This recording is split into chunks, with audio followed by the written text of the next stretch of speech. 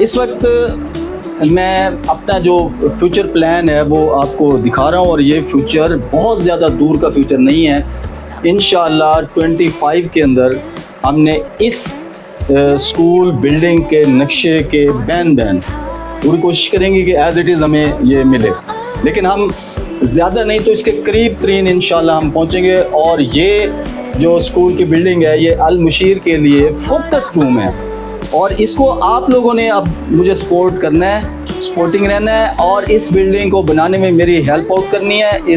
میرے تمام جو بھی سوشل میڈیا کے اکاؤنٹس ہیں، جس میں یوٹیوب ہو گیا، ٹک ٹاک اب یہ نیا ہے، اس کو آپ نے بہت زیادہ فوکس رکھنا ہے. اس کو فالو کریں اور ان کو شیئر کریں دوستوں میں.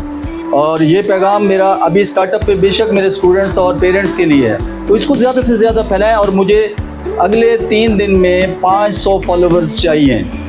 یہ آپ کے ذمے ہیں، تمام اسٹوڈنٹس جو سن رہے ہیں، تمام پیرنٹس جو یہ دیکھ رہے ہیں ویڈیو، 500 فالوورز مجھے اگلے 3 دن میں چاہیے. انشاءاللہ ویکینڈ آ رہا ہے تو کل فرائیڈے، سیچرڈے اور سنڈے، یہ 3 دن آپ کے پاس ہیں.